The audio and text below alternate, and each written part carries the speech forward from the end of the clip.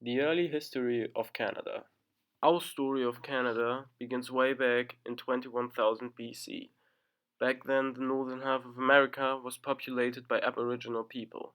These people managed to form small groups in the country and even invented organized societies, sustainable economies, and complex spiritual beliefs. Fast forward to the 16th century, European settlers started to show up in North America, especially English settlers. They started to systematically uproot the Aboriginals from their homes and villages with the help of war, forced relocation, and threats or violence. Most of these Aboriginal people quickly died after getting infected with European diseases or having assimilated. Meanwhile, the French settlers started to show up in Northern America as well, and tried to establish new territories. In 1534, a French explorer named Jacques Cartier entered the Gulf of St. Lawrence and claimed all he could see for the French king. In 1642, the settlement Montreal was founded by the French settlers, and is now one of Canada's most important cities. While the French occupied St. Lawrence Gulf, the English settlers founded 13 settlements just south of New France and east of Louisiana.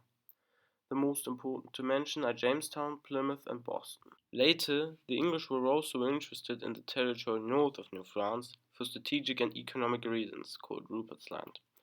These settlements were controlled by the Hudson's Bay Company, a private corporation set in London.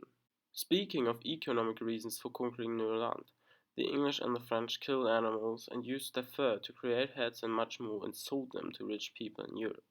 Because of this use of natural resources on both sides, the Fur War started in 1613. This war was not only a conflict between the English and the French, but also the Aboriginal people who chose a side in this conflict in hope of getting resources or something valuable to them. The Aboriginal people were mostly on the French side of war. The most infamous battle was in 1755, when a British attack on the French Fort Beauséjour ended in deportation of all French people to Louisiana. These conflicts were never really resolved, so the European Seven-Year War started in 1756. Because of this turn of battle, the English had to import thousands of troops from the mainland. In the end, the English won in 1763, and the Treaty of Paris was signed, which gave most of Louisiana and New France to the English. The rest was given to Spain.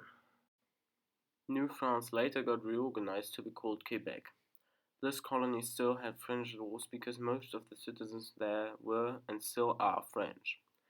The end of this war provoked the 13 English settlements to rebel against the English crown. In addition to laws restricting the fur trade and protecting the Aboriginal people who fought for the English, tax hikes were a part of this after conflict. In the end, there was the Revolutionary War between 1755 and 1783 that created the United States. The only part that still belonged to the crown after that was a territory in the north that later became today's Canada.